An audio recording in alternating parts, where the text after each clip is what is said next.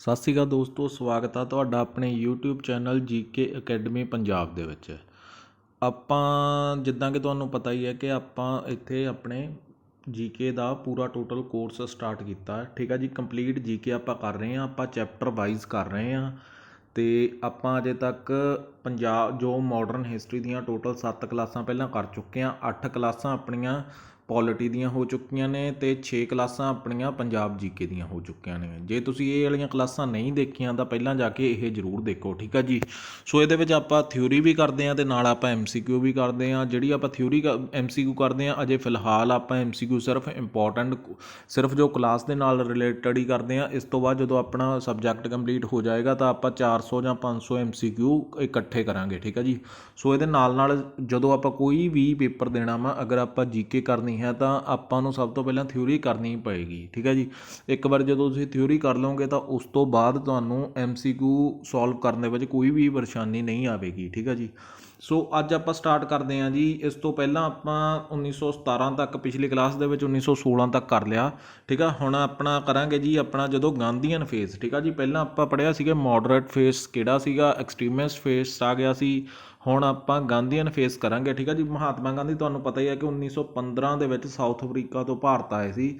ਇਹ ਇੱਕ ਇਹੋ ਜਿਹਾ ਟਾਈਮ ਸੀ ਕਿਉਂਕਿ ਇਸ ਤੋਂ ਪਹਿਲਾਂ ਨਾ ਜੋ ਵੀ ਆਪਣੇ ਹੋਏ ਸੀਗੇ, ਠੀਕ ਆ, ਆਜ਼ਾਦੀ ਲਈ ਸੰਘਰਸ਼ ਹੋਏ ਸੀ, ਉਹਦੇ ਵਿੱਚ ਜੋ ਆਮ ਪਬਲਿਕ ਸੀ ਉਹ ਬਹੁਤ ਘੱਟ ਇਨਵੋਲਵ ਸੀਗੀ। ਜਦੋਂ ਮਹਾਤਮਾ ਗਾਂਧੀ ਭਾਰਤ ਦੇ ਵਿੱਚ ਆਏ ਸੀ ਸਾਊਥ ਅਫਰੀਕਾ ਤੋਂ, ਉਸ ਤੋਂ ਬਾਅਦ ਜਿਹੜੀ ਆਮ ਪਬਲਿਕ ਆ ਉਹ ਬਹੁਤ ਜ਼ਿਆਦਾ ਅੰਦੋਲਨ ਦੇ ਵਿੱਚ ਜੁੜ ਗਈ ਸੀ।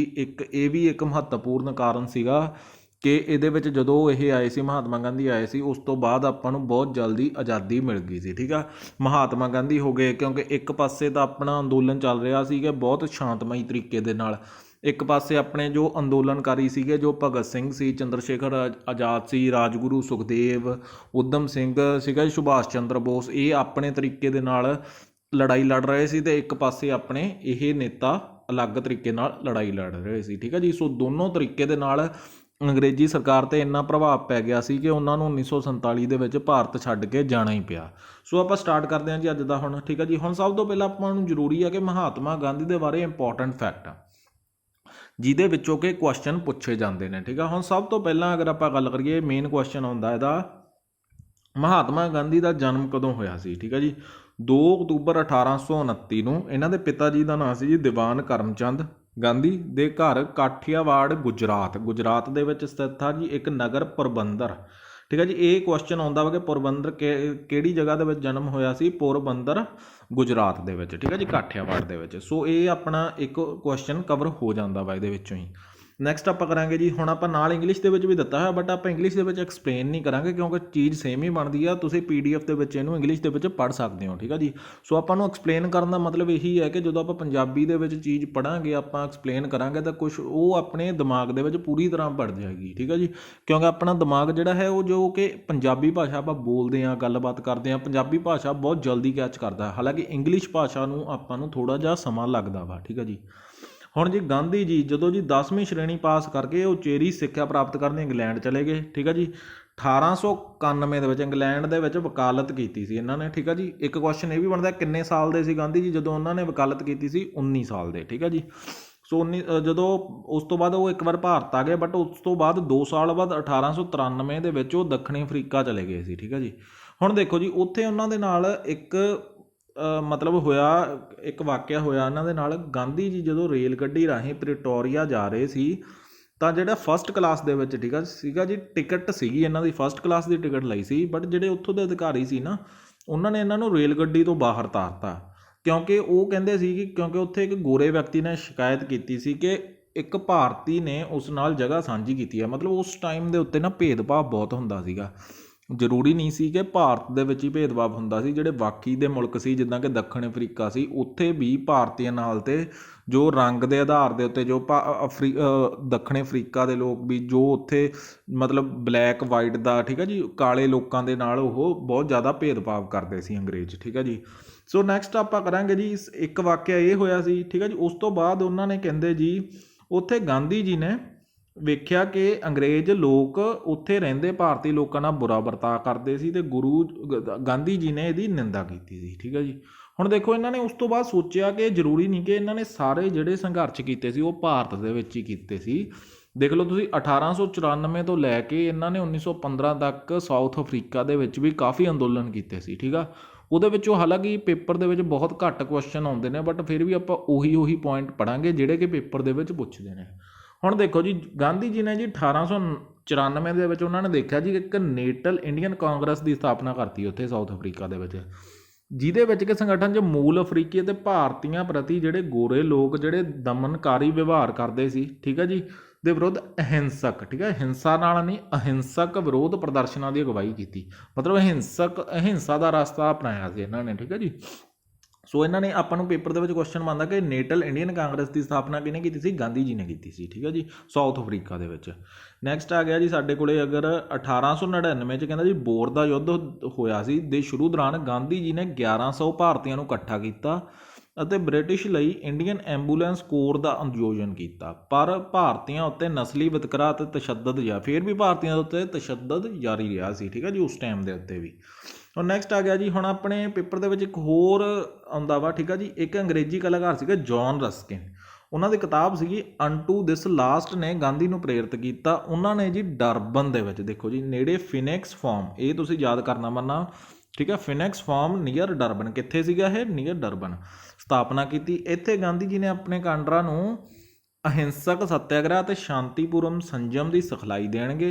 ਫਿਨਿਕਸ ਫਾਰਮ ਨੂੰ ਸੱਤਿਆਗ੍ਰਹਿ ਦਾ ਜਨਮ ਸਥਾਨ ਵੀ ਮੰਨਿਆ ਜਾਂਦਾ ਵਾ। ਠੀਕ ਹੈ ਜੀ, ਸੋ ਜੋ ਸੱਤਿਆਗ੍ਰਹਿ ਦਾ ਜਨਮ ਸਥਾਨ ਆਪਾਂ ਨੂੰ ਕੁਐਸਚਨ ਆਊਗਾ ਕਿਹਨੂੰ ਮੰਨਿਆ ਜਾਂਦਾ ਵਾ? ਠੀਕ ਹੈ, ਫਿਨਿਕਸ ਫਾਰਮ ਨੂੰ। ਹਾਲਾਂਕਿ ਇਹ ਦੱਖਣੀ ਅਫਰੀਕਾ ਵਿੱਚ ਗਾਂਧੀ ਜੀ ਦਾ ਦੂਜੇ ਕੈਂਪ, ਇੱਕ ਹੋਰ ਕੈਂਪ ਲਗਾਇਆ ਸੀ ਉਹਨਾਂ ਨੇ ਜਿਹੜਾ ਕਿ ਲਾਲ ਸਟਾਈ ਫਾਰਮ ਵਿੱਚ ਸੀ, ਜਿੱਥੇ ਸੱਤਿਆਗ੍ਰਹਿ ਨੂੰ ਵਿਰੋਧ ਦੇ ਹਥਿਆਰ ਵਜੋਂ ਢਾਲਿਆ ਗਿਆ ਸੀ। ਠੀਕ ਹੈ ਜੀ, ਸੋ ਅਗਰ ਇਹਦੇ ਵਿੱਚ ਇਹੀ ਕੁਐਸਚਨ ਬਣਦਾ ਕਿ ਜਿਹੜਾ ਇਹਨਾਂ ਦੀ ਕਿਤਾਬ ਸੀ ਅਨਟੂ ਦਿਸ ਲਾਸਟ ਕਿਹਨੇ ਲਿਖੀ ਸੀ? ਜੌਨ ਰਸਕਿਨ ਨੇ ਲਿਖੀ ਸੀ। ਠੀਕ ਹੈ ਜੀ, ਸੋ ਨੈਕਸਟ ਆਪਾਂ ਕਰਾਂਗੇ ਜੀ। ਹੁਣ ਨੈਕਸਟ ਆ ਗਿਆ ਸਾਡੇ ਕੋਲ 1915 ਈਸਵੀ ਵਿੱਚ ਗਾਂਧੀ ਜੀ ਭਾਰਤ ਵਾਪਸ ਆ ਗਏ। ਉਸ ਸਮੇਂ ਪਹਿਲਾ ਵਿਸ਼ਵ ਯੁੱਧ ਹੋ ਰਿਹਾ ਸੀ। ਠੀਕ ਹੈ ਜੀ, ਉਸ ਟਾਈਮ ਤਾਂ ਆਪਾਂ ਪਿਛਲੀ ਕਲਾਸ ਦੇ ਵਿੱਚ ਪੜ੍ਹਿਆ ਸੀ ਨਾ, ਪਹਿਲਾ ਵਿਸ਼ਵ ਯੁੱਧ ਕਦੋਂ ਹੋਇਆ? ਉਸ ਟਾਈਮ ਦੇ ਉੱਤੇ ਵਿਸ਼ਵ ਯੁੱਧ ਚੱਲ ਰਿਹਾ ਸੀ, ਜਿਹਦੇ ਵਿੱਚ ਕਿ ਅੰਗਰੇਜ਼ਾਂ ਦੀ ਲੋਕਾਂ ਨੇ ਸਹਾਇਤਾ ਕੀਤੀ ਅਤੇ ਗਾਂਧੀ ਜੀ ਨੇ ਲੋਕਾਂ ਨੂੰ ਉਤਸ਼ਾਹਿਤ ਕੀਤਾ ਸੀ ਕਿ ਅੰਗਰੇਜ਼ਾਂ ਦਾ ਸਾਥ ਦਿਓ, ਤਾਂ ਕਿ ਇਹਨਾਂ ਦਾ ਮੇਨ ਮਕਸਦ ਇਹੀ ਸੀ ਕਿ ਅੰਗਰੇਜ਼ ਸਰਕਾਰ, ਜੇ ਆਪਾਂ ਅੰਗਰੇਜ਼ਾਂ ਦਾ ਸਾਥ ਦੇਵਾਂਗੇ, ਬ੍ਰਿਟਿਸ਼ਰ ਦਾ ਸਾਥ ਦੇਵਾਂਗੇ, ਤਾਂ ਉਹਨਾਂ ਦਾ ਰਵੱਈਆ ਸਾਡੇ ਲਈ ਥੋੜ੍ਹਾ ਜਿਹਾ ਨਰਮ ਰਹੂਗਾ। ਬਟ ਇੱਦਾਂ ਹੋਇਆ ਨਹੀਂ ਸੀ, ਉਹਨਾਂ ਦਾ ਰਵੱਈਆ ਨਰਮ ਨਹੀਂ ਹੋਇਆ ਸੀ। ਠੀਕ ਹੈ ਜੀ, ਸੋ ਨੈਕਸਟ ਆਪਾਂ ਕਰਾਂਗੇ ਹੁਣ ਜੀ ਗਾਂਧੀ ਜੀ ਦਾ ਜਿਹੜਾ ਅੰਦੋਲਨਾਂ ਦੀ ਸਟਾਰਟ ਕਦੋਂ ਹੋਈ ਸੀ? ਇਸ ਤੋਂ ਪਹਿਲਾਂ ਨਾ ਇਹਨਾਂ ਨੇ 1917 ਤੋਂ ਪਹਿਲਾਂ ਇਹਨਾਂ ਨੇ ਨਾ ਪੂਰਾ ਆਪਣਾ ਭਾਰਤ ਹੈ, ਠੀਕ ਹੈ ਜੀ, ਭਾਰਤ ਦੇ ਕਈ ਜਗ੍ਹਾ 'ਤੇ ਦੌਰੇ ਕੀਤੇ ਸੀਗੇ, ਮਤਲਬ ਜਾ ਕੇ ਦੇਖਿਆ ਸੀਗਾ ਕਿਹਦੀ ਕੀ ਹਾਲਾਤ ਨੇ, ਕਿਸਾਨਾਂ ਦੇ ਕੀ ਹਾਲਾਤ ਨੇ, ਦੇਸ਼ ਦੇ ਵਿੱਚ ਸਮੱਸਿਆਵਾਂ ਕਿਹੜੀਆਂ ਨੇ, ਕਿਉਂਕਿ ਇਹਨਾਂ ਦੇ ਜਿਹੜੇ ਪੋਲੀਟੀਕਲ ਗੁਰੂ ਸੀਗੇ ਉਹ ਸੀਗੇ ਗੋਪਾਲ ਕ੍ਰਿਸ਼ਨ ਗੋਖਲੇ। ਆਪਾਂ ਨੂੰ ਪੇਪਰ ਦੇ ਵਿੱਚ ਇਹ ਵੀ ਕੁਐਸਚਨ ਬਣਦਾ ਕਿ ਗਾਂਧੀ ਜੀ ਦੇ ਪੋਲੀਟੀਕਲ ਗੁਰੂ ਕੌਣ ਸੀ? ਗੋਪਾਲ ਕ੍ਰਿਸ਼ਨ ਗੋਖਲੇ ਨੇ ਇਹਨਾਂ ਨੂੰ ਸਲਾਹ ਦਿੱਤੀ ਸੀ ਕਿ ਤੁਸੀਂ ਸਭ ਤੋਂ ਪਹਿਲਾਂ ਜੇ ਫਿਲਹਾਲ ਆ ਕੇ, ਕਿਉਂਕਿ 1915 'ਚ ਆ ਗਏ ਸੀ, ਉਹਨਾਂ ਨੇ ਕਿਹਾ ਸੀ ਇੱਕਦਮ ਤੁਸੀਂ ਪੋਲੀਟਿਕਸ ਦੇ ਵਿੱਚ ਪੈਰ ਨਾ ਧਰੋ, ਇੱਕ ਵਾਰੀ ਤੁਸੀਂ ਜਾ ਕੇ ਮੁਆਇਨਾ ਕਰੋ ਆਪਣੇ ਪੂਰੇ ਭਾਰਤ ਦਾ ਕਿ ਭਾਰਤ ਦੇ ਵਿੱਚ ਕੀ ਹੋ ਰਿਹਾ, ਕਿਹੜੀ ਜਗ੍ਹਾ ਦੇ ਵਿੱਚ ਕੀ ਸਮੱਸਿਆਵਾਂ ਦਾ ਸਾਹਮਣਾ ਕਰਨਾ ਪਿਆ, ਜਿਹੜੇ ਅੰਗਰੇਜ਼ ਲੋਕ ਆ ਆਪਣੇ 'ਤੇ ਕਿਹੜੀ ਤਸ਼ੱਦਦ ਕਰ ਰਹੇ ਆ, ਕਿਹੜੀ ਪਰੇਸ਼ਾਨੀਆਂ ਆ ਰਹੀਆਂ। ਸੋ ਦੇਖੋ ਹੁਣ ਆਪਾਂ ਨੂੰ ਅੱਗੇ ਹੈਗਾ ਜੀ, ਜਿਹੜੇ ਇੰਡੀਗੋ ਪੀਜ਼ੈਂਟ ਸੀਗੇ, ਜਿਹੜੇ ਨੀਲ ਕਿਸਾਨ ਸੀਗੇ ਨਾ, ਇਹਨਾਂ ਨੂੰ ਤਿੰਨਕਾਠੀਆ ਪ੍ਰਣਾਲੀ ਸੀਗਾ। ਠੀਕ ਹੈ, ਤਿੰਨਕਾਠੀਆ ਪ੍ਰਣਾਲੀ, ਠੀਕ ਹੈ, ਪੇਪਰ ਦੇ ਵਿੱਚ ਆਹ ਕੁਐਸਚਨ ਆਊਗਾ, ਚੰਪਾਰਨ ਸੱਤਿਆਗ੍ਰਹਿ ਕਿਹੜੀ ਸਿਸਟਮ ਦੇ ਉਹਦੇ ਸੀਗਾ ਵਿਰੁੱਧ? ਤਿੰਨਕਾਠੀਆ ਸਿਸਟਮ ਅਧੀਨ ਜ਼ੁਲਮ ਕੀਤਾ ਜਾਣ ਲੱਗ ਗਿਆ ਇਹਨਾਂ 'ਤੇ, ਕਿਉਂਕਿ ਨਾ ਜਿਹੜੇ ਯੂਰਪੀਅਨ ਦੇ ਜੋ ਪਲੈਂਟਰ ਸੀ ਨੇ, ਉਹ ਜਿਹੜੇ ਆਪਣੇ ਕਿਸਾਨ ਸੀ ਨਾ, ਉਹਨਾਂ ਨੂੰ ਕਹਿੰਦੇ ਸੀਗੇ ਆਪਦੀ ਜ਼ਮੀਨ 'ਤੇ ਤੁਸੀਂ 3/20 ਹਿੱਸੇ 'ਤੇ, ਠੀਕ ਆ, 3/20 ਹਿੱਸੇ 'ਤੇ ਇੰਡੀਗੋ ਉਗਾਉਣ ਲਈ ਮਜਬੂਰ ਕਰਦੇ ਸੀ ਕਿ, ਠੀਕ ਆ ਜੀ। ਸੋ ਜਿਵੇਂ ਮੰਨ ਲਓ ਕਿਸੇ ਕਿਸਾਨ ਕੋਲੇ 20 ਏਕੜ ਜ਼ਮੀਨ ਆ, ਤਾਂ ਉਹ ਕਹਿੰਦੇ ਸੀ ਵੀ ਤੁਸੀਂ 3 ਕਿੱਲਿਆਂ ਦੇ ਉੱਤੇ ਸਿਰਫ ਤੇ ਸਿਰਫ ਇੰਡੀਗੋ ਉਗਾਉਣੀ ਆ, ਬਟ ਉਹਦੀ ਮਤਲਬ ਉਹਦੀ ਜਿਹੜੀ ਉਪਜ ਹੁੰਦੀ ਸੀ ਉਹਦਾ ਕੋਈ ਖਾਸ ਮੁੱਲ ਨਹੀਂ ਸੀ ਮਿਲਦਾ ਹੁੰਦਾ ਇਹਨਾਂ ਨੂੰ। ਠੀਕ ਆ ਜੀ, ਘੱਟ ਕੀਮਤ 'ਤੇ ਵੇਚਣ ਲਈ ਮਜਬੂਰ ਕਰਦੇ ਸੀ ਇਹਨਾਂ ਨੂੰ। ਹੁਣ ਉਹ ਕਹਿੰਦੇ ਜੀ ਪਲਾਂਟਰਾਂ ਦੁਆਰਾ ਉੱਚ ਕਿਰਾਏ ਅਤੇ ਗੈਰ ਕਾਨੂੰਨੀ ਬਕਾਏ ਹੋਏ। ਹੁਣ ਜੀ ਆਪਾਂ ਨੂੰ ਇੱਕ ਕੁਐਸਚਨ ਆਉਂਦਾ ਕਿ ਗਾਂਧੀ ਜੀ ਨੂੰ ਇਸ ਲਈ ਜਿਹੜੇ ਇਸ ਸਮੱਸਿਆ ਦੇ ਸਮਾਧਾਨ ਲਈ ਕਿਹਨੇ ਸੱਦਾ ਦਿੱਤਾ ਸੀ? ਇਹ ਦਿੱਤਾ ਸੀ ਰਾਜਕੁਮਾਰ ਸ਼ੁਕਲਾ। ਜਿਹੜੇ ਰਾਜਕੁਮਾਰ ਸ਼ੁਕਲਾ ਸੀ ਨਾ, ਇਹ ਉਸ ਟਾਈਮ ਦੇ ਉੱਤੇ ਆਪ ਖੁਦ ਵੀ ਬਹੁਤ ਵੱਡੇ ਜ਼ਿਮੀਂਦਾਰ ਰਹੇ ਸੀਗੇ। ਸੋ ਇਹਨਾਂ ਨੇ ਕਿਹਾ ਸੀ ਜਾ ਕੇ ਕਿ ਇਹ ਹੋ ਰਿਹਾ ਵਾ, ਜਿਹੜੇ ਯੂਰਪੀਅਨ ਪਲੈਂਟਰਸ ਨੇ ਉਹ ਜ਼ਿਆਦਾਤਰ ਪਰੇਸ਼ਾਨ ਕਰ ਰਹੇ ਨੇ ਇਸ ਟਾਈਮ ਦੇ ਉੱਤੇ। ਠੀਕ ਆ, ਸੋ ਚੰਪਾਰਨ ਦੇ ਵਿੱਚ ਇਹ ਸੱਤਿਆਗ੍ਰਹਿ ਹੋਇਆ ਸੀ। ਹੁਣ ਉਹ ਕਹਿੰਦੇ ਬਹੁਤ ਸਾਰੇ ਉਸ ਟਾਈਮ ਦੇ ਉੱਤੇ ਨੌਜਵਾਨ ਕਾਂਗਰਸੀ ਨੇਤਾ ਸੀ। ਦੇਖੋ ਜੀ, ਡਾਕਟਰ ਰਾਜਿੰਦਰ ਪ੍ਰਸਾਦ, ਆਪਾਂ ਜਾਣਦੇ ਹਾਂ ਉਸ ਟਾਈਮ ਦੇ ਉੱਤੇ ਬਹੁਤ ਨੌਜਵਾਨ ਸੀਗੇ ਇਹ, JB ਕ੍ਰਿਪਲਾਨੀ ਦੁਆਰਾ ਇਹਨਾਂ ਦੀ ਮਦਦ ਕੀਤੀ ਗਈ ਸੀ। ਠੀਕ ਹੈ, ਇਹ ਉਹੀ ਡਾਕਟਰ ਰਾਜਿੰਦਰ ਪ੍ਰਸਾਦ ਨੇ ਜਿਨ੍ਹਾਂ ਨੇ ਕਿ ਆਪਣਾ ਭਾਰਤ ਦੇ ਪਹਿਲੇ ਰਾਸ਼ਟਰਪਤੀ ਸੀ। ਠੀਕ ਹੈ ਜੀ। ਸੋ ਅੱਗੇ ਆਪਾਂ ਪੜਾਂਗੇ ਜੀ। ਹੁਣ ਜੀ, ਮਹਾਤਮਾ ਗਾਂਧੀ ਦੁਆਰਾ ਸ਼ੁਰੂਆਤੀ ਟਕਰਾਅ ਅਤੇ ਸਿਵਲ ਡਿਸਓਬੀਡੈਂਟ ਤੋਂ ਬਾਅਦ ਸਥਾਨਕ ਸਰਕਾਰਾਂ ਨੇ ਉਹਨਾਂ ਨੂੰ ਜਾਂਚ ਕਮਿਸ਼ਨ ਦਾ ਮੈਂਬਰ ਨਿਯੁਕਤ ਕਰਤਾ। ਠੀਕ ਹੈ ਜੀ। ਉਸ ਟਾਈਮ ਦੇ ਉੱਤੇ ਦੇਖੋ, ਜਦੋਂ ਸਿਵਲ ਡਿਸਓਬੀਡੈਂਟ, ਹੁਣ ਆਪਣਾ ਕੁਐਸਚਨ ਆਊਗਾ ਕਿ ਪਹਿਲਾਂ ਸਿਵਲ ਡਿਸਓਬੀਡੈਂਟ ਜਿਹੜੀ ਮੂਵਮੈਂਟ ਸੀਗਾ, ਉਹ ਸਭ ਤੋਂ ਪਹਿਲਾਂ ਅੰਦੋਲਨ ਜਿਹੜਾ ਉਸ ਹਿਸਾਬ ਦਾ ਕਿਹੜਾ ਅੰਦੋਲਨ ਪਹਿਲੀ ਵਾਰ ਚਲਾਇਆ ਸੀ, ਉਹ ਚੰਪਾਰਨ ਸੱਤਿਆਗ੍ਰਹਿ ਸੀਗਾ। ਠੀਕ ਹੈ ਜੀ। ਸੋ ਸਿਵਲ ਡਿਸਓਬੀਡੈਂਟ ਦਾ ਮਤਲਬ ਇਹੀ ਹੁੰਦਾ ਕਿ ਮਤਲਬ ਅਗਰ ਆਪਾਂ ਪੜ੍ਹੀਏ ਨਾ, ਠੀਕ ਹੈ ਜੀ, ਸੋ ਨੋਰਮਲ ਅਗਰ ਆਪਾਂ ਸੌਖੀ ਭਾਸ਼ਾ 'ਚ ਇਹ ਪੜ੍ਹੀਏ ਕਿ ਆਪਾਂ ਨੂੰ ਕੋਈ ਬੰਦਾ ਕਹਿ ਦੇਵੇ ਕਿ ਤੁਸੀਂ ਇਹ ਕੰਮ ਕਰਨਾ ਵਾ, ਠੀਕ ਹੈ ਜੀ, ਸੋ ਇਹ ਕੰਮ ਕਰਨਾ, ਬਟ ਆਪਾਂ ਪੂਰੀ ਤਰ੍ਹਾਂ ਕਹਿ ਦਈਏ ਵੀ ਕਿ ਅਸੀਂ ਤੁਹਾਡੇ ਫੈਸਲੇ ਤੋਂ ਖੁਸ਼ ਨਹੀਂ, ਅਸੀਂ ਇਹ ਕੰਮ ਨਹੀਂ ਕਰ ਸਕਦੇ। ਠੀਕ ਹੈ, ਇਹਦਾ ਮਤਲਬ ਹੁੰਦਾ ਵਾ। ਸੋ ਇਹ ਤੋਂ ਤੁਸੀਂ ਅੰਦਾਜ਼ਾ ਲਾ ਸਕਦੇ ਹੋ। ਸੋ ਆਪਾਂ ਜਸਟ ਇੱਕ ਪੇਪਰ ਦੇ ਪੁਆਇੰਟ ਆਫ ਵਿਊ ਦੇ ਨਾਲ ਕਰਨਾ, ਆਪਾਂ ਸਿਰਫ ਇੱਕ ਨੋਰਮਲ ਓਵਰਵਿਊ ਲੈਣਾ ਵਾ, ਠੀਕ ਹੈ, ਚੀਜ਼ਾਂ ਦਾ, ਕਿਉਂਕਿ ਆਪਾਂ ਸਿਰਫ ਇਹ ਦੇਖਣਾ ਵਾ ਕਿ ਇਹ ਵਾਲਾ ਅੰਦੋਲਨ ਕਦੋਂ ਹੋਇਆ ਸੀ, ਇਹ ਵਾਲੇ ਅੰਦੋਲਨ ਦਾ ਸਾਲ ਕਿਹੜਾ ਸੀ, ਅਤੇ ਇਹ ਵਾਲਾ ਅੰਦੋਲਨ ਕਿਹਦੇ ਰਿਲੇਟਡ ਸੀ। ਇਹ ਵੀ ਆ, ਕਿਉਂਕਿ ਅੱਜ ਕੱਲ੍ਹ ਨਾ ਪਹਿਲਾਂ ਸਿਰਫ ਸਾਲ ਪੁੱਛਦੇ ਹੁੰਦੇ ਸੀ, ਅੱਜ ਕੱਲ੍ਹ ਪੇਪਰ ਦੇ ਵਿੱਚ ਇਹ ਵੀ ਪੁੱਛਦੇ ਆ ਕਿ ਜਿਹੜਾ ਉਹ ਚੰਪਾਰਨ ਸੱਤਿਆਗ੍ਰਹਿ ਹੋਇਆ ਸੀ ਉਹ ਕਿਹਦੇ ਕਰਕੇ ਹੋਇਆ ਸੀ। ਜਿਵੇਂ ਇੰਡੀਗੋ ਦਾ 3/20 ਦਾ ਨਾਲ ਆਪਸ਼ਨ ਦੇ ਦੇਣਗੇ ਸਾਰਾ ਕੁਛ ਆਪਾਂ ਨੂੰ। ਠੀਕ ਹੈ ਜੀ। ਸੋ ਇਹਨੂੰ ਆਪਾਂ ਨੂੰ ਚੰਗੀ ਤਰ੍ਹਾਂ ਕਰਨਾ ਪੈਣਾ। ਠੀਕ ਹੈ ਜੀ। ਹੁਣ ਜੀ, ਜਦੋਂ ਆਪਾਂ ਪੜ੍ਹ ਲਿਆ ਕਿ ਸਥਾਨਕ ਸਰਕਾਰ ਨੇ ਉਹਨਾਂ ਨੂੰ ਜਾਂਚ ਕਮਿਸ਼ਨ ਦਾ ਮੈਂਬਰ ਬਣਾਤਾ, ਉਹਨਾਂ ਨੇ ਤਨਖਾਹੀਆ ਪ੍ਰਣਾਲੀ ਨੂੰ ਖਤਮ ਕਰਨ ਅਤੇ ਬਾਗਬਾਨਾਂ ਵੱਲੋਂ ਲਏ ਗਏ ਗੈਰ ਕਾਨੂੰਨੀ ਬਕਾਏ ਲਈ ਕਿਸਾਨ ਮੁਆਵਜ਼ੇ, ਉਹ ਕਹਿੰਦੇ ਵੀ ਜਿਹੜੇ ਗੈਰ ਕਾਨੂੰਨੀ ਤਰੀਕੇ ਦੇ ਨਾਲ ਬਕਾਏ ਲਏ ਨੇ ਉਹਦੇ ਵਿਰੁੱਧ ਸਿਫਾਰਿਸ਼ ਕੀਤੀ ਇਹਨਾਂ ਨੇ ਕਿਸਾਨ ਮੁਆਵਜ਼ੇ ਦੀ, ਕਿ ਮੁਆਵਜ਼ਾ ਦਿੱਤਾ ਜਾਵੇ। ਗਾਂਧੀ ਜੀ ਨੇ ਚੰਪਾਰਨ ਉਸ ਤੋਂ ਬਾਅਦ ਇੱਕ ਐਕਟ ਬਣਿਆ ਸੀ, ਚੰਪਾਰਨ ਐਗਰੀਕਲਚਰ ਐਕਟ, ਜਦੋਂ ਪਾਸ ਕਰਤਾ ਸਰਕਾਰ ਨੇ, ਉਸ ਤੋਂ ਬਾਅਦ ਇਹਨਾਂ ਨੇ ਇਹ ਅੰਦੋਲਨ ਖਤਮ ਕਰ, ਤਾਂ ਕਰਕੇ ਇਹ ਸਕਸੈਸਫੁਲ ਰਿਹਾ ਸੀ। ਠੀਕ ਆ, ਅੰਦੋਲਨ। ਸੋ ਉਸ ਤੋਂ ਬਾਅਦ ਗਾਂਧੀ ਜੀ ਨੇ ਦੇਖਿਆ ਕਿ ਹੋਰ ਵੀ ਜਿਹੜੇ ਖੇਤਰ ਨੇ ਉਹਦੇ ਵਿੱਚ ਵੀ ਇਹਨਾਂ ਨੂੰ ਜ਼ਿਆਦਾਤਰ ਸਮੱਸਿਆਵਾਂ ਦਾ ਸਾਹਮਣਾ ਕਰਨਾ ਪੈਂਦਾ ਵਾ। ਠੀਕ ਆ।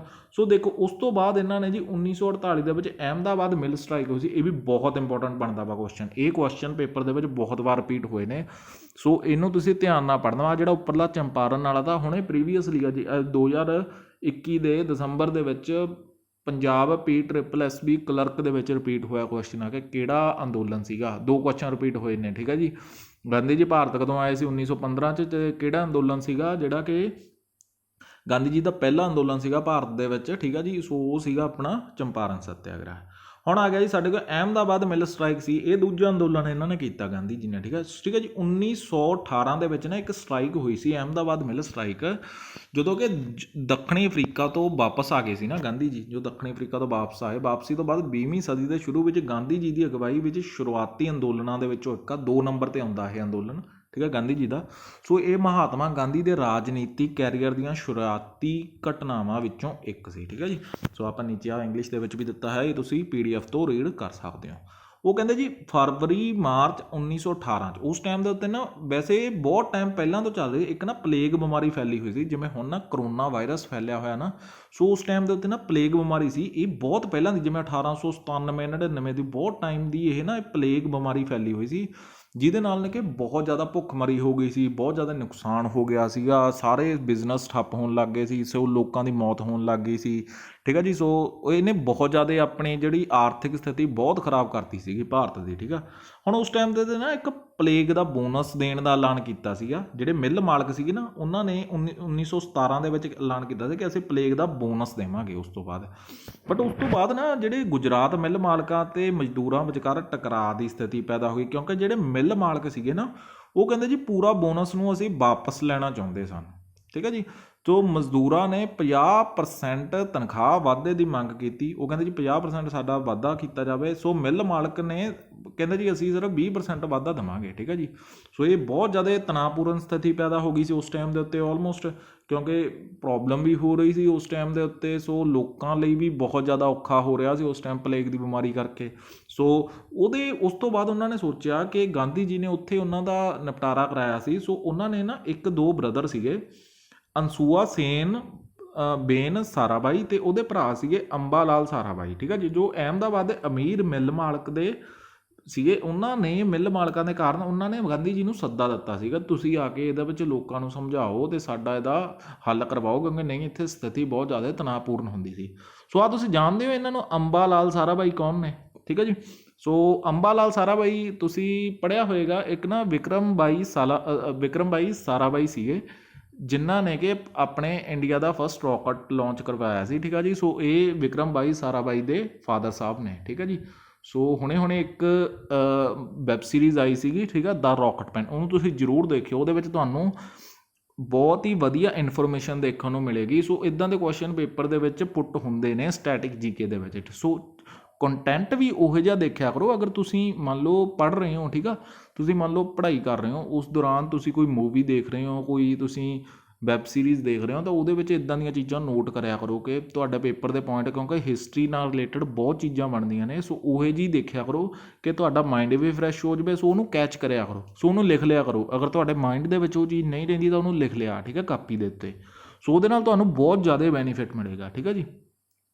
ਸੋ ਨੈਕਸਟ ਆਪਾਂ ਦੇਖੋ ਜੀ, ਉਹ ਇਹਨਾਂ ਨੇ ਫਿਰ ਉਸ ਟਾਈਮ ਦੇ ਉੱਤੇ ਸੱਦਾ ਦਿੱਤਾ। ਹੁਣ ਜੀ ਹੋਇਆ ਕਿ ਮਾਰਚ 1918 'ਚ ਗਾਂਧੀ ਜੀ ਦੀ ਅਗਵਾਈ 'ਚ ਕਪਾਹ ਮਿੱਲਾਂ ਵਿੱਚ ਹੜਤਾਲ ਹੋ ਗਈ। ਉਸ ਤੋਂ ਬਾਅਦ ਗਾਂਧੀ ਜੀ ਨੇ ਦੇਖਿਆ ਕਿ ਇੱਥੇ ਦਾ ਹਾਲਾਤ ਜੋ ਉਹਦੇ ਬਹੁਤ ਜ਼ਿਆਦਾ ਖਰਾਬ ਨੇ। ਸੋ ਉਹ ਆਪਣੇ ਇਹਨਾਂ ਦੇ ਵਿਰੁੱਧ ਆਪਣੇ ਜੋ ਸੀਗੇ ਉਹਨਾਂ ਦੇ ਨਾਲ ਹੋ ਗਏ, ਜਿਹੜੇ ਮਿੱਲ ਦੇ ਜਿਹੜੇ ਵਰਕਰ ਸੀ ਉਹਨਾਂ ਦੇ ਨਾਲ ਹੋ ਕੇ ਇਹਨਾਂ ਨੇ ਹੜਤਾਲ ਕਰਤੀ। ਇਸ ਹੜਤਾਲ ਦੇ ਵਿੱਚ ਉਹ ਕਹਿੰਦੇ ਜੀ ਗਾਂਧੀ ਜੀ, ਆਹ ਦੇਖੋ ਜੀ, ਇੱਕ ਕੁਐਸਚਨ ਹੈ, ਗਾਂਧੀ ਜੀ ਨੇ ਪਹਿਲੀ ਵਾਰ ਭਾਰਤ ਵਿੱਚ ਭੁੱਖ ਹੜਤਾਲ ਦਾ ਹਥਿਆਰ ਵਰਤਿਆ ਸੀ ਉਸ ਟਾਈਮ ਦੇ ਉੱਤੇ, ਕਿਉਂਕਿ ਪਹਿਲਾਂ ਨਹੀਂ ਸੀ, ਪਹਿਲਾਂ ਜਸਟ ਇੱਕ ਅੰਦੋਲਨ ਹੁੰਦਾ ਸੀਗਾ, ਠੀਕ ਆ, ਸੱਤਿਆਗ੍ਰਹਿ ਹੁੰਦਾ ਸੀ, ਬਟ ਭੁੱਖ ਹੜਤਾਲ ਪਹਿਲੀ ਵਾਰ 1918 'ਚ ਅਹਿਮਦਾਬਾਦ ਮਿਲ ਸਟ੍ਰਾਈਕ ਦੇ ਦੌਰਾਨ ਕੀਤੀ ਸੀ। ਹੁਣ ਜੀ ਕਹਿੰਦੇ ਗਾਂਧੀ ਜੀ ਇਸ ਵਿਰੋਧ ਦੇ ਆਗੂ ਵਜੋਂ ਨਾ ਹੁੰਦੇ, ਜਾਣੀ ਕਿ ਜੇ ਉਸ ਟਾਈਮ ਦੇ ਉੱਤੇ ਉਹ ਕਹਿੰਦੇ ਨੇ, ਜਿਹੜੇ ਹਿਸਟੋਰੀਕਲ ਜੋ ਰਾਈਟਰਸ ਨੇ ਉਹ ਲਿਖਦੇ ਨੇ ਕਿ ਜੇਕਰ ਗਾਂਧੀ ਜੀ ਇਹ ਵਿਦਰੋਹ ਦੇ ਆਗੂ ਨਾ ਹੁੰਦੇ ਤਾਂ ਸ਼ਾਇਦ ਦੁਕਾਨਾਂ 'ਤੇ ਪਥਰਾਅ ਵੀ ਹੋ ਜਾਂਦਾ ਅਤੇ ਬਹੁਤ ਜ਼ਿਆਦਾ ਅਹਿੰਸਕ ਕਿਉਂਕਿ ਹਿੰਸਾ ਹੋ ਜਾਂਦੀ ਉਸ ਟਾਈਮ ਦੇ ਉੱਤੇ। ਪਰ ਇਹ ਜਿਹੜਾ ਹੋਈ ਸੀ ਨਾ, ਇਹ ਸਟ੍ਰਾਈਕ ਹੋਈ ਸੀ, ਇਹ ਬਹੁਤ ਨਿਰੋਲ ਅਤੇ ਅਹਿੰਸਕ ਅਤੇ ਅਨੁਸ਼ਾਸਿਤ ਤਰੀਕੇ ਦੇ ਨਾਲ ਕੀਤਾ ਗਿਆ ਸੀ। ਨਤੀਜਾ ਇਹ ਹੋਇਆ ਕਿ ਹੜਤਾਲ ਤਾਂ ਵਧੀਆ ਰਹੀ, ਸਫਲ ਰਹੀ, ਅਤੇ ਮਜ਼ਦੂਰਾਂ ਨੂੰ 35% ਵਾਧਾ ਦਾ ਭਰੋਸਾ ਦਿਵਾਇਆ ਗਿਆ। ਠੀਕ ਹੈ ਜੀ। ਉਸ ਤੋਂ ਬਾਅਦ ਇਹ ਸਫਲ ਹੋ ਗਈ ਸੀ। ਠੀਕ ਹੈ ਜੀ, ਹੜਤਾਲ। ਹੁਣ ਆ ਗਿਆ ਜੀ ਸਾਡਾ ਅਗਲਾ ਸੱਤਿਆਗ੍ਰਹਿ। ਇਸ ਤੋਂ ਬਾਅਦ ਇੱਕ ਹੋਰ ਸੱਤਿਆਗ੍ਰਹਿ ਹੋਇਆ ਸੀ ਜੀ, ਖੇੜਾ ਸੱਤਿਆਗ੍ਰਹਿ, ਜਿਹੜਾ ਕਿ ਇਹ ਵੀ 1918 ਦੇ ਵਿੱਚ ਹੀ ਹੋਇਆ ਸੀ। ਠੀਕ ਹੈ ਜੀ।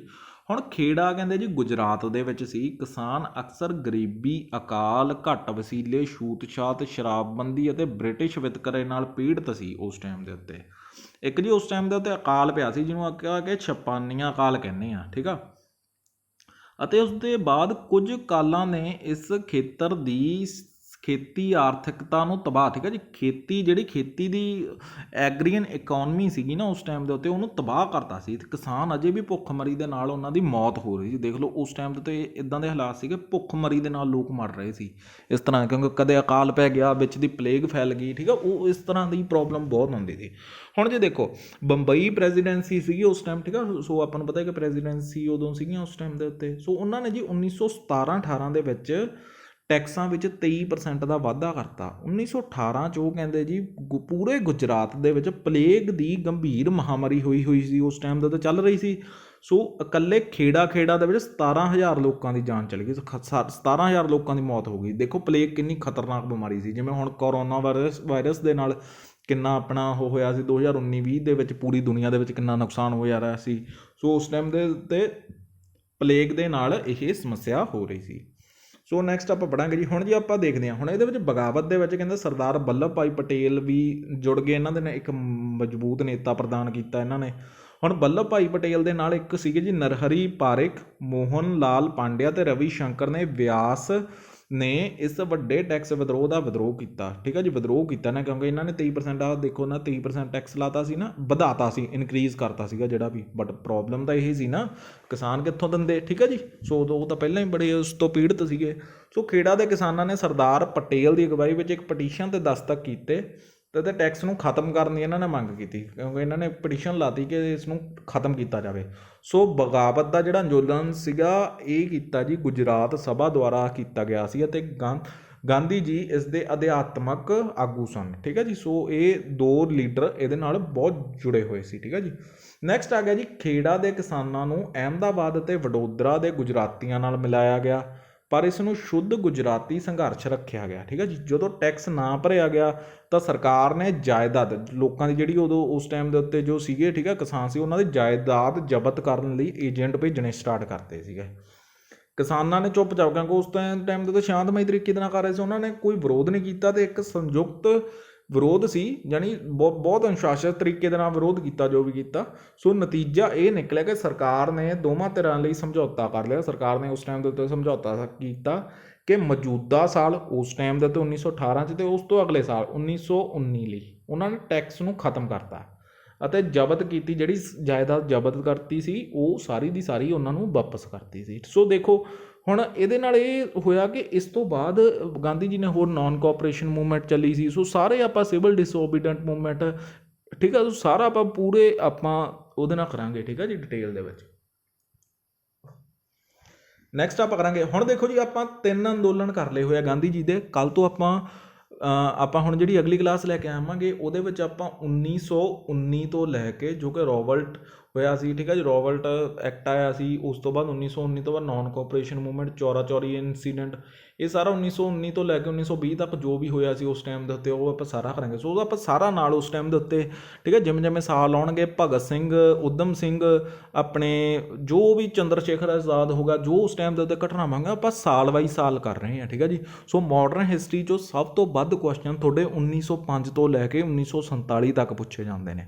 ਸੋ ਇਹਦੇ ਵਿੱਚ ਆਪਾਂ ਇੱਕ ਵੀ ਸਾਲ ਤੇ ਇੱਕ ਵੀ ਘਟਨਾ ਨਹੀਂ ਛੱਡਣੀ, ਠੀਕ ਹੈ ਜੀ। ਉਸ ਤੋਂ ਬਾਅਦ ਕੋਈ ਵੀ ਕੁਐਸਚਨ ਸਾਡਾ ਬਾਹਰੋਂ ਨਹੀਂ ਆਉਂਦਾ, ਠੀਕ ਹੈ ਜੀ। ਸੋ ਇਹਦੇ ਲਈ ਤੁਸੀਂ ਤਸੱਲੀ ਲੈ ਲਓ ਕਿ ਚਾਹੇ ਕੋਈ ਵੀ ਪੇਪਰ ਦੇ ਵਿੱਚ ਬੈਠੇ ਹੋ, ਚਾਹੇ PPSC 'ਚ ਬਹਿ ਜਾਓ, ਉਸ ਤੋਂ ਬਾਅਦ ਇਹ ਕਲਾਸਾਂ ਤੋਂ ਬਾਅਦ, ਇਹਦੇ ਨੋਟਸ ਤੋਂ ਬਾਅਦ ਤੁਹਾਡਾ ਕੋਈ ਵੀ ਕੁਐਸਚਨ ਬਾਹਰੋਂ ਨਹੀਂ ਆਏਗਾ, ਕਿਉਂਕਿ ਆਪਾਂ ਸਾਰਾ ਡਿਟੇਲ 'ਚ, ਟਾਈਮ ਲੱਗ ਜਾਏਗਾ ਆਪਾਂ ਨੂੰ, ਬਟ ਆਪਾਂ ਸਾਰਾ ਦਾ ਸਾਰਾ ਪੂਰੇ ਡਿਟੇਲ ਦੇ ਵਿੱਚ ਕਰਾਂਗੇ ਕਿ ਕੋਈ ਵੀ ਕੁਐਸਚਨ ਆਪਾਂ ਬਾਹਰੋਂ ਨਾ ਆਵੇ, ਠੀਕ ਹੈ ਜੀ। ਹੁਣ ਜੀ ਗਾਂਧੀ, ਪਹਿਲਾ ਕੁਐਸਚਨ ਆ ਗਿਆ, MCQ ਕਰਾਂਗੇ ਆਪਾਂ, ਥੋੜ੍ਹੇ ਜਿਹੇ ਲੈ ਕੇ ਆਏ ਹਾਂ, ਉਸ ਤੋਂ ਬਾਅਦ ਤਾਂ ਤੁਹਾਨੂੰ ਮੈਂ ਦੱਸਿਆ ਸੀ ਕਿ ਆਪਾਂ ਇਕੱਠੇ ਕਰ ਲਾਂਗੇ। ਸੋ ਜੀ ਗਾਂਧੀ ਜੀ ਸਾਊਥ ਅਫਰੀਕਾ ਤੋਂ ਕਦੋਂ ਭਾਰਤ ਆਏ? 18 'ਚ ਆਏ ਸੀ, 10 'ਚ ਆਏ ਸੀ, 15 'ਚ ਆਏ ਸੀ ਜਾਂ 5 'ਚ ਆਏ ਸੀ? ਸੋ ਆਪਾਂ ਕੀਤਾ ਹੋਇਆ ਕਿ 1915 ਦੇ ਵਿੱਚ ਗਾਂਧੀ ਜੀ ਸਾਊਥ ਅਫਰੀਕਾ ਤੋਂ ਭਾਰਤ ਵਾਪਸ ਆਏ ਸੀ। 1905 'ਚ ਬੰਗਾਲ ਦੀ ਵੰਡ ਹੋਈ ਸੀ, ਠੀਕ ਹੈ। ਸੋ ਆਪਾਂ ਕੀਤਾ 1918 'ਚ ਖੇੜਾ ਸੱਤਿਆਗ੍ਰਹਿ ਅਤੇ ਅਹਿਮਦਾਬਾਦ ਮਿਲ ਸਟ੍ਰਾਈਕ ਹੋਈ ਸੀ, ਠੀਕ ਆ। ਹੁਣ ਨੈਕਸਟ ਆਪਾਂ ਕਰਾਂਗੇ ਜੀ, ਦੇਖੋ ਜੀ ਮਹਾਤਮਾ ਗਾਂਧੀ ਦੇ ਜਿਹੜੇ ਪੋਲੀਟੀਕਲ ਗੁਰੂ ਕੌਣ ਸੀ? ਇਹ ਵਾਲੇ ਕੁਐਸਚਨ ਰਿਪੀਟ ਹੋਇਆ, ਉੱਪਰ ਵਾਲਾ ਕੁਐਸਚਨ ਮੈਂ ਤੁਹਾਨੂੰ ਪਹਿਲਾਂ ਵੀ ਦੱਸਿਆ ਕਿ ਰਿਪੀਟ ਹੋਇਆ ਵਾ, ਠੀਕ ਹੈ ਜੀ। ਮਹਾਤਮਾ ਗਾਂਧੀ ਜੀ ਦੇ ਪੋਲੀਟੀਕਲ ਗੁਰੂ ਕੌਣ ਸੀ? ਗੋਪਾਲ ਕ੍ਰਿਸ਼ਨ ਗੋਖਲੇ ਸੀ, ਦਇਆਨੰਦ ਸਰਸਵਤੀ ਸੀ, ਰਵਿੰਦਰਨਾਥ ਟੈਗੋਰ ਸੀ, ਜਾਂ ਇਹਨਾਂ 'ਚੋਂ ਕੋਈ ਵੀ ਨਹੀਂ ਸੀ। ਸੋ ਇਹ ਅਗਰ ਆਪਾਂ ਗੱਲ ਕਰੀਏ ਤਾਂ ਗੋਪਾਲ ਕ੍ਰਿਸ਼ਨ ਗੋਖਲੇ, ਮੈਂ ਤੁਹਾਨੂੰ ਪਹਿਲਾਂ ਹੀ ਕਹਿਤਾ ਸੀ ਕਿ ਸਾਊਥ ਅਫਰੀਕਾ ਦੇ ਵਿੱਚ ਜਦੋਂ ਗਾਂਧੀ ਜੀ ਸੀ ਨਾ, ਉਦੋਂ ਤੋਂ ਹੀ ਇਹਨਾਂ ਦੇ ਨਾਲ ਟੱਚ ਦੇ ਵਿੱਚ ਸੀਗੇ ਗੋਪਾਲ ਕ੍ਰਿਸ਼ਨ ਗੋਖਲੇ। ਸੋ ਇਹਦੇ ਕਰਕੇ ਇਹਨਾਂ ਨੂੰ, ਗੋਪਾਲ ਕ੍ਰਿਸ਼ਨ ਗੋਖਲੇ ਨੂੰ, ਮਹਾਤਮਾ ਗਾਂਧੀ ਦਾ ਪੋਲੀਟੀਕਲ ਗੁਰੂ ਕਿਹਾ ਜਾਂਦਾ ਵਾ, ਠੀਕ ਹੈ, ਕਿਉਂਕਿ ਜੋ ਵੀ ਕੰਮ ਕਰਦੇ ਸੀ ਪੋਲੀਟੀਕਲੀ, ਇਹ ਪਹਿਲਾਂ ਇਹਨਾਂ ਨੂੰ ਗਾਈਡ ਕੀਤਾ ਸੀਗਾ ਗੋਪਾਲ ਕ੍ਰਿਸ਼ਨ ਗੋਖਲੇ ਨੇ, ਠੀਕ ਹੈ ਜੀ। ਨੈਕਸਟ ਆਪਾਂ ਕਰਾਂਗੇ, what was the name of the mother of the Mahatma Gandhi? Mahatma Gandhi ਦੀ ਮਦਰ ਦਾ ਨਾਮ ਕੀ ਸੀ? ਲੀਲਾਵਤੀ ਸੀ, ਪੁਤਲੀ ਬਾਈ ਸੀ, ਸ਼ਾਰਦਾ ਬਾਈ ਸੀ, ਜਾਂ ਕੁਸਮ ਦੇਵੀ? ਸੋ ਇਹ ਆਪਾਂ ਥਿਊਰੀ ਦੇ ਵਿੱਚ ਨਹੀਂ ਕੀਤਾ, ਸੋ ਆਪਾਂ MCQ ਐਡ ਕਰਦਾ, ਇਹ ਵੀ ਕੁਐਸਚਨ ਰਿਪੀਟ ਹੁੰਦਾ ਵਾ, ਠੀਕ ਆ, ਪੁਤਲੀ ਬਾਈ। ਸੋ ਇਹਨਾਂ ਦੇ ਮਾਤਾ ਪਿਤਾ ਦੇ ਨਾਮ ਤੁਸੀਂ ਯਾਦ ਕਰਨੇ ਹੋ, ਇਹ ਆਪਾਂ ਦਿੱਤਾ ਹੋਇਆ ਵਾ ਨਾਲ। ਆਪਣਾ ਪਿਤਾ ਜੀ ਦਾ ਨਾਮ ਵੀ, ਮਹਾਤਮਾ ਗਾਂਧੀ ਦੇ ਪਿਤਾ ਜੀ ਦਾ ਨਾਮ ਕਰਮਚੰਦ ਉੱਤਮ ਚੰਦ ਗਾਂਧੀ ਸੀ ਅਤੇ ਮਦਰ ਦਾ ਨਾਮ ਪੁਤਲੀ ਬਾਈ ਗਾਂਧੀ ਸੀ, ਠੀਕ ਹੈ ਜੀ।